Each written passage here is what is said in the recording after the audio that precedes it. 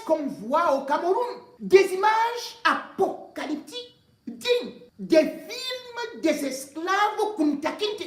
Les ouvriers de Sosukam, réduits en esclavage dans leur propre pays, par une entreprise qu'on appelle Sosukam. Ils travaillent sans contrat, puisque 90% d'entre eux sont des temporaires. Ils travaillent de lundi à samedi, 8 heures par jour, doivent parfois couper une rangée de 200 cannes sur 12 mètres, sur 12 rangées. 12 rangées. Et tout ceci, ils ne bénéficient qu'un bout de pain, une ration qui ne dépasse pas 100 francs CFA. Pas de protection. Dans un endroit où, ma foi, tous les dangers sont là. Ils sont exposés aux aléas, non seulement de la pluie, du soleil, mais surtout les effets destructeurs de leur organisme. Parce qu'à Sosukam, on y met des produits phytosanitaires, des engrais et autres qui, lorsque vous les absorbez ou vous respirez, vont dans votre organisme. Vous avez donc des dégâts respiratoires. Au-delà de ça, plus grave, et il y a même des risques d'infertilité. C'est-à-dire vous ne faites plus d'enfants. On aurait imaginé, au moins que la Sosukam, qui est une société française. La Sosukam est une société française qui dépend d'une société mère qui est la Sodiam, ici en France. Elle appartient à la France à 75%. 15% pour l'État du Cameroun. Et on dit 10% pour des actionnaires. Et parmi ces actionnaires, qu'on dit 10% pour les actionnaires camerounais, c'est un mensonge. Puisque Castel, qui est aussi une autre structure française, en fait partie. Et voilà des pauvres, qu'il faut-il le dire, subissent la torture, sont entretenus comme des esclaves, avec des quartiers différents. Là où sont les grands, c'est là-bas en haut. Et de l'autre côté, ils ont des villas avec des vigiles, avec des... Et les pauvres employés de Sosukam, eux, ils sont au Kandanga. C'est comme ça qu'ils appellent ça. À quelques centaines de mètres du champ. Je vous ai dit qu'ils travaillent dans ce champ. Parfois sans protection des nez, sans gants. C'est-à-dire que la main de quelqu'un, ils utilisent la machette. Ça ne se passe plus. La coupe des cannes à sucre, c'est comme ça qu'on faisait ça au temps de l'esclavage. Mais au Cameroun, on continue avec ces méthodes. Ils absorbent tout ça. N'ayant plus de quoi manger, n'ayant plus rien, ils revendiquent leur petite miette, soi-disant salaire. Puisque je vous ai dit, 90% sont des temporaires. Et ils ont fait l'erreur de revendiquer cela. Et voilà donc que la foudre s'est abattue sur eux. Comme au temps des esclaves, le régime néocolonial de Yaoundé a déployé une artillerie lourde. Les policiers sont partis en renfort pour tirer à balles réelles sur des pauvres ouvriers qui n'avaient pas d'armes, des gaz lacrymogènes. Et qu'est-ce que le gouvernement sort? Le gouvernement dit, il y a eu 15 hectares de canne à sucre qui ont été brûlés. Et il y a un mort parce que l'ouvrier a été tué parce qu'un policier était en légitime défense. La légitime défense veut dire que il y avait quelqu'un qui avait une arme, qui a aussi tiré sur vous. C'est ça la légitime défense.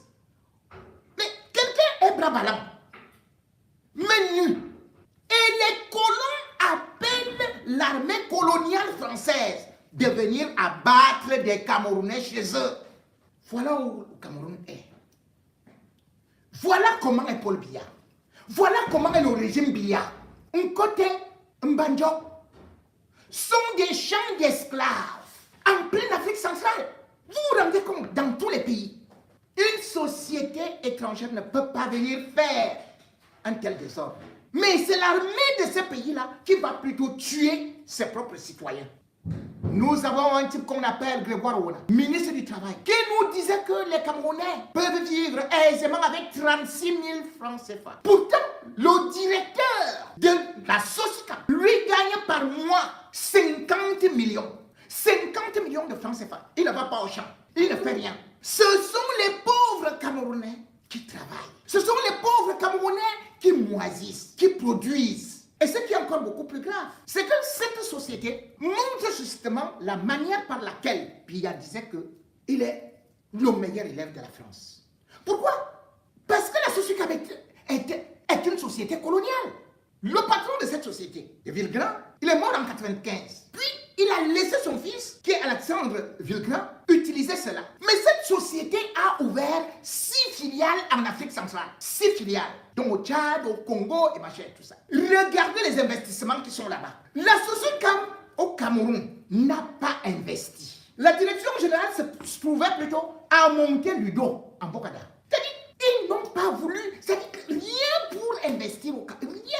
Mais il faut voir ce que cette société a eu à faire en France. Là se trouve son siège ici. C'est à l'avenue Jean-Jacques Rousseau. C'est le luxe que vous voulez voir. Mais chez nous, qu'est-ce que les esclaves ils sont venus arracher nos terres.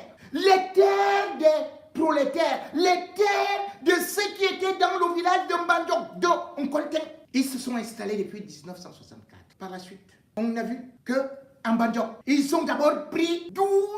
vous vous rendez compte, 12 hectares, et puis de l'autre côté, ils ont pris en côté 15 hectares, et ils ont fait en 2006 une extension de 11 900 hectares. Les terrains des Camerounais. Et le pire, c'est quoi? Quand ils ont commencé l'exploitation, les pauvres habitants de ces régions n'ont eu droit qu'à de l'eau polluée. Ils ne peuvent plus boire cette eau-là parce que l'eau est polluée par les produits phytosanitaires. L'air est pollué, les arbres sont pollués. Le poisson même, on ne peut plus trouver. Cultiver, les terres ne donnent plus. Et ce n'est pas tout.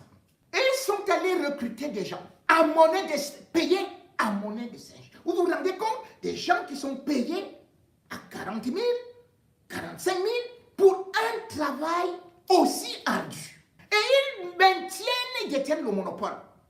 Puisque le Cameroun, aujourd'hui, c'est la seule société qui, dit-on, devrait être habilitée à fabriquer du sucre. Comment en est-on arrivé là? C'est à cause des pillards. Ahidjo avait compris l'utilité du sucre. Et aussi avait décidé de créer les entreprises, de les nationaliser. Beaucoup d'entreprises ont été nationalisées, mais d'autres étaient en concurrence avec les entreprises étrangères. Vous vous rendez compte que Ahidjo va créer la Kamsuko. Ahidjo avait compris l'utilité du sucre et aussi avait décidé de créer les entreprises, de les nationaliser. Beaucoup d'entreprises ont été nationalisées, mais d'autres étaient en concurrence avec les entreprises étrangères. Vous vous rendez compte que Ahidjo va créer la Kamsuko. La Kamsuko va battre SOSUCAM à plate couture. Puisque d'ailleurs, Kamsuko produisait le meilleur sucre. Et le paquet de sucre était vendu à 135 francs. 135 francs CFA. SOSUCAM ne voyait pas le carreau. Et pour créer Kamsuko, Ahidjo s'était basé sur la SNI, la Société Nationale d'Investissement. Cette Société Nationale d'Investissement qui a permis de créer des sociétés comme la Socamed. Socamed, c'est la société qui fournissait les engrais. Donc on ne pouvait pas acheter les engrais à l'étranger. Kamsuko était donc une grande entreprise. Et Kamsuko pouvait avoir 74 milliards pendant que les autres avaient 6 milliards. SOSUCAM avait vu qu'ils sont en train de perdre pied. Quand Ahidjo a créé Kamsuko, l'État du Cameroun, dans Kamsuko, avait 94%. Les 94%, c'était l'État, plus la SNI, la Société Nationale d'Investissement, plus la CNPS, qui était actionnaire. Et puis la France était actionnaire à 6%. Vous voyez donc que ça appartenait à l'État.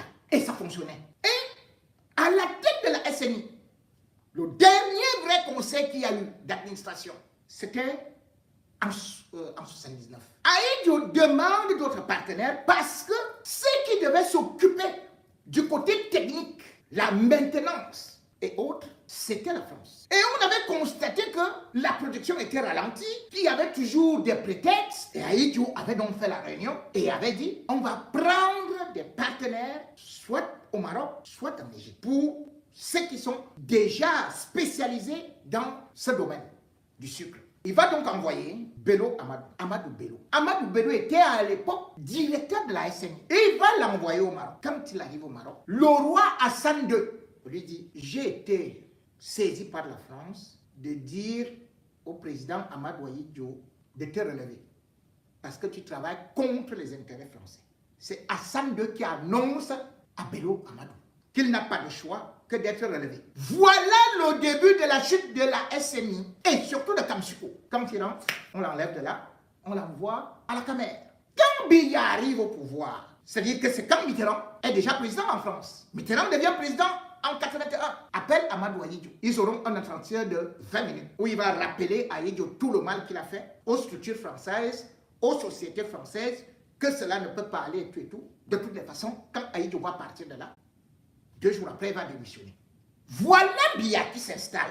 La première des choses que Biya va faire, c'est la privatisation. Les privatisations des entreprises qui pouvaient gêner les Occidentaux. Les entreprises que Ahidjo avait nationalisées ou avait créées.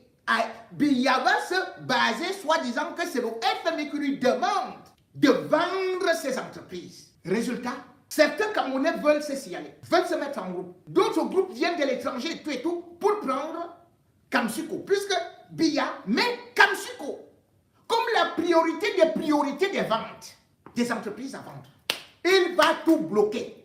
Pas de repreneur de notre pays ou de quelqu'un venant du Cameroun. Non, non, non, non, non. C'est Sosucam qui était une petite entreprise par rapport à Kamsuko qui achète finalement Kamsuko.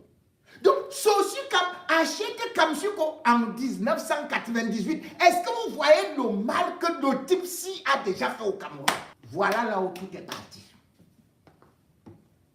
98. Sosucam détient donc le monopole du sucre au Cameroun. Le monopole. Les autres petites entreprises qu'il y avait là, comme les Nosuka, je crois que vous avez connu ça, elles sont obligées de ne pas fabriquer, mais de racheter encore chez Sosucam pour faire juste l'emballage et tout ça. Et Sosucam ne s'arrête pas là. Entre 2008 et 2009, alors que Sosucam a déjà le monopole, ils vont maintenant se mettre à faire la contrebande. C'est-à-dire, ils font venir le sucre granulé du Brésil et l'autre du Congo. 25 000 tonnes. 25 000 tonnes. Ils font entrer ça. Alors que vous avez déjà le monopole pour la fabrication du sucre. La concurrence déloyale envers les entreprises camerounaises, c'était tout simplement pour que les entreprises camerounaises n'aient pas de possibilité d'importer, n'aient pas d'opportunité.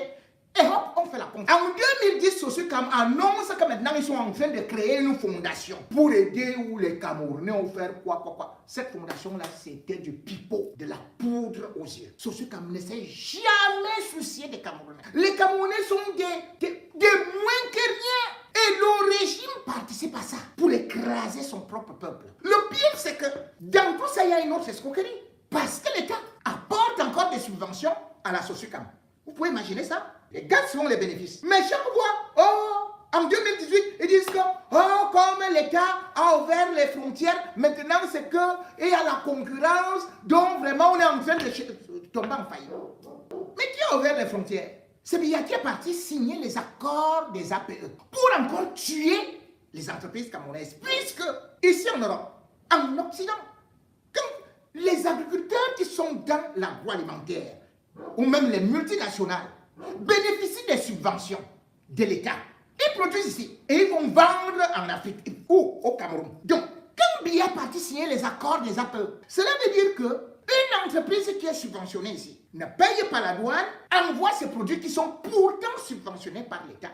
Et du coup, le Camerounais qui produit localement, manuellement, artisanalement, ne peut pas tenir devant ces structures qui envoient, qui étouffent l'économie nationale. Ahidjo avait fait de sa politique l'autosuffisance alimentaire. Et il y avait des produits de première nécessité tels que du riz, avec la sèmerie, tel que le sucre, tel que l'huile de palme avec la souka.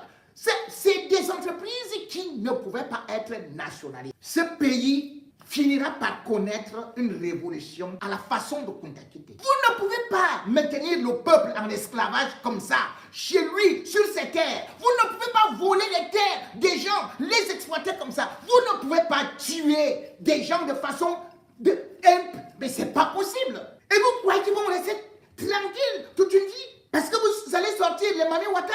Parce que vous venez avec des casques? Quand la révolution s'annonce, c'est à partir de ces erreurs, quand le peuple en a déjà assez. Oui, le peuple camerounais en a assez. C'est comme ça que le peuple camerounais s'était déjà levé en 2008. Les émeutes de la faim.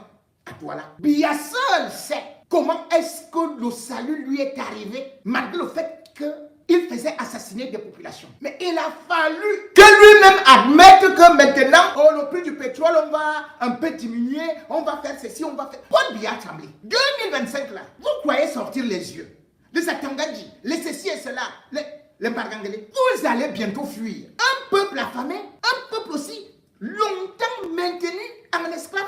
Vous croyez que les Camerounais ne regardent pas ce qui est en train de se passer partout ailleurs en Afrique? Vous croyez que les Camerounais sont si lâches et vont continuer à supporter votre chicotte? Ce peuple, longtemps enchaîné, est déjà déchaîné. La preuve, pendant qu'il y avait des bruits là-bas en Bandok, un côté, on a appelé des renforts. Qu'est-ce qu'on a vu? Simultanément, c'était déjà à Mokolo. À Mokolo, où les commerçants repoussaient déjà les policiers. Yaoundé est en train de trembler. Le feu que vous avez allumé, comme vous appelez le RDP, c'est parti des flammes. C'est ça qui va vous emporter.